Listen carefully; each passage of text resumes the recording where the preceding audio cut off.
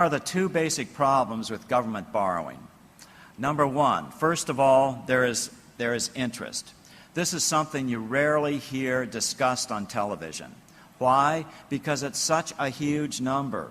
In the year 2013, the U.S. will pay about $450 billion, that's billion dollars of interest on a $17 trillion national debt.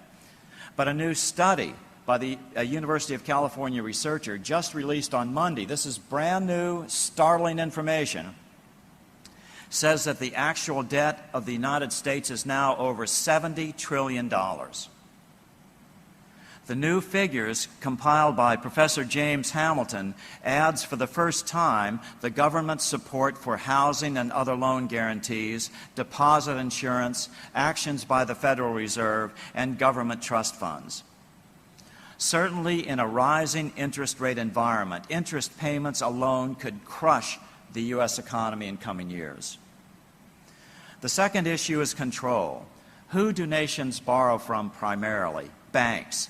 And what if the biggest banks don't like the policies of the United States government 5 years from now? Well, they might just decide to stop creating enough play money to support all this government debt. So this is the first problem with government debt. Remember the proverb, the borrower is servant to the lender. If government is the borrower, it is no longer sovereign.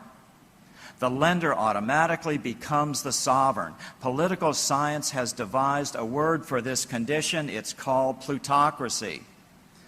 One thing is for certain, no truly effective legislation to diminish the power of the biggest banks can ever come out of a legislature that is borrowing from these same banks. So in order to have any shot at developing a Solonic structure where you effectively cut the control of government by banks, your government cannot be allowed to borrow, not 1 lira, never again from anyone. So now we come to the fourth point, the money creation power. Even if your country is not borrowing, there is still a big problem if your banks practice fractional reserve lending. Why? Because this means banks create the vast majority of the nation's money, and guess what? In the U.S. and the U.K., that's about 97% of the money supply. Banks are corporations, and corporations are required to maximize their profits. What does this mean? It means that banks will never operate in the public interest. It is impossible for them to operate in the public interest. Therefore, you cannot give them the money power. You have to return banks to full reserve lending. And my definition of that is banks can only lend out $1 for every dollar of capital that they have on their books. This does not mean nationalizing banking. I agree with Irving Fisher, head of the Chicago School during the Great Depression of the 1930s. Nationalize money, but do not nationalize banking. We need commercial banks. They provide services we all use every day. They need to be the intermediaries between borrowers and lenders, such as with Islamic banking, not actually be the money creators. The way a correct banking system should operate is the government should create all the money in the first instance, get all the seigniorage from that creation. Seigniorage means the profit from creating money. Then lend out to banks at, let's say, 1% interest. Then banks would compete to give the public a better deal. And just to correct a misunderstanding from yesterday, no monetary reformer believes that the legislature should have control over this money creation power. So now, a brief review. The 2,500-year march refers to the roots of truly sustainable governance, governance of the people, by the people, and for the people, as represented by Solon, the lawgiver of Athens. Number two, over-consolidation of power kills sustainable governance because it kills buy-in from the public. This is a tremendously underappreciated feature. National debt National debt is killing national sustainability in two ways. Number one, the interest is sucking the life out of their economies, and number two, the control factor exerted by the lender ensures that the problem cannot be fixed by legislation.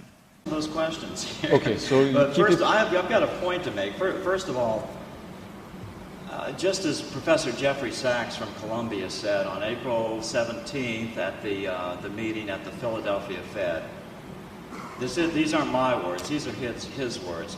The U.S. financial system is run by nothing less than a conspiracy of gangsters at the top. They are completely outside of the rule of law. They have completely bought out the regulatory system. The President of the United States has absolutely no control over them. They're gangsters. They're completely out of control. And they're destroying not only the U.S. economy, but the economy of every nation on this planet. I don't know how this is going to resolve itself. They say that the U.S. is the cleanest dirty shirt in the globe. I wouldn't use the word clean. We're maybe the crookedest dirty shirt on the globe, and so therefore we're going to be able to devise yet another way to reinflate this bubble. I don't know, but I just had to get that out, that I'm completely disgusted with the American financial system and and the effect it's having on countries that are really trying to do the right thing, like Turkey. I was so heartened by the President's message yesterday.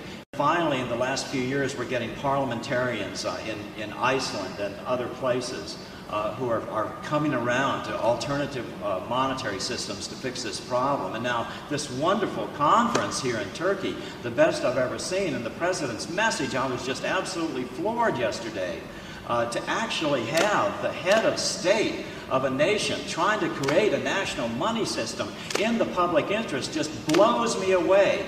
Bravo, Turkey. Go for it.